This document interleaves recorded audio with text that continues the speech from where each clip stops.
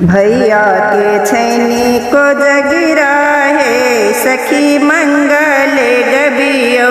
भैया के छैनी को जगिरा है सखी मंगल गबियो। मंगल गबियो सखी है भैया के चुमान करियो। मंगल गबियो सखी है भैया के चुमान करियो। भैया के छैनी को जगिरा है सखी मंगल गबियो। भैया के छैनी को जगिरा है सखी मंगल गबियो। बाबूजी परस थीन मधुर मखाने। बाबूजी परस थीन मधुर मखाने। ताही पर मिठ गर पाने। ताही पर मिठ गर पाने। मह मह पूनम के जोरिया है सखी मंगल गबियो। मह मह पूनम के जोरिया है सखी मंगल गबियो।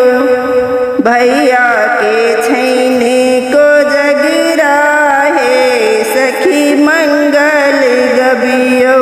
भैया के छैनी को जगिरा है सखी मंगल गबियो। मंगल गबियो सखी भैया के चुमान करियो।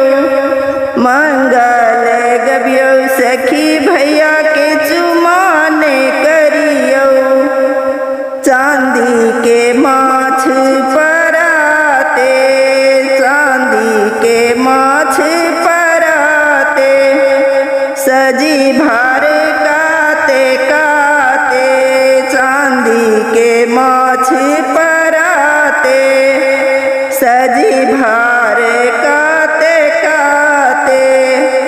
सासुर सलकायलनी भरिया सखी मंगल गबियो। सासुर सलकायलनी भरिया सखी मंगल गबियो। भैया के छैनी को जगिरा है सखी मंगल गबियो। भैया के छैनी को जगिरा है सखी मंगल गबियो। एलनी बनी सायरी लोकनिया। एलनी बनी सायरे लोकनिया। विध काल में बनथीन कनिया।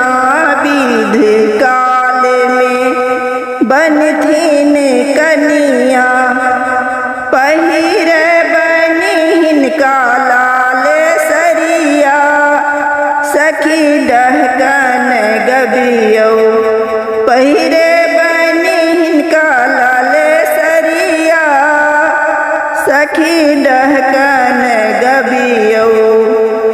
भैया के छैनी को जगिरा है सखी मंगल गबियो। भैया के छैनी को जगिरा है सखी मंगल गबियो। मंगल गबियो सखी है भैया के चुमान करियो। मंगल गबियो सखी है भैया के चुमान करियो। भैया के छैनी को जगिरा है सखी मंगल